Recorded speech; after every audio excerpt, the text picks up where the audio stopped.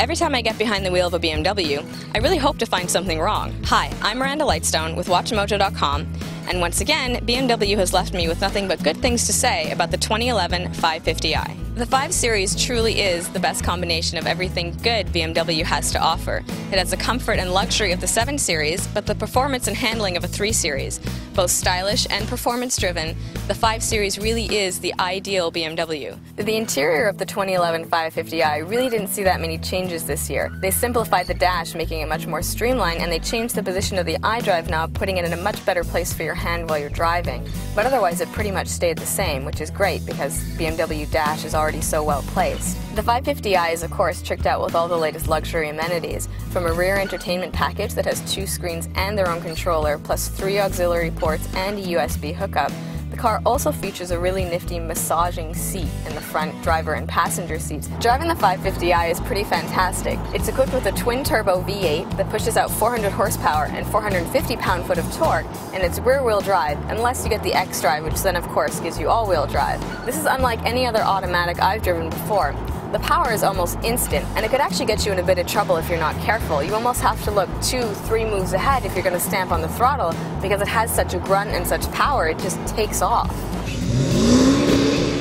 The 550i model we're driving is almost fully loaded, with a lane departure warning, head-up display, blind spot warning system, and laser-guided cruise control that will brake and accelerate for you. What's nice about the 550i is you can play around with the chassis and drivetrain, changing it from normal to comfort to sport or to sport plus, depending on how you want to drive the car. For the first time in 2011, BMW now has a park assistant equipped in its vehicles. What this does is it finds you a parking spot and then puts you in it without you touching the steering wheel. So once the vehicle is stopped and you found the parking spot, it's going to tell you to select the reverse gear and then take your hands off the steering wheel. This is highly unnatural. Feels a bit odd when you're doing it, but here goes.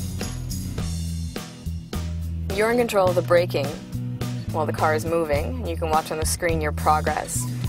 It's very strange to not touch the steering wheel. You kind of panic a little bit. It also comes extremely close to the cars that it's parking between. It's a park job that you could never do on your own. And you see the car is coming a bit close to the curb. Slap it into drive. The steering wheel will adjust. So that the car is possessed.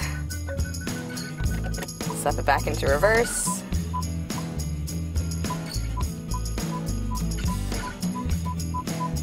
And therein you have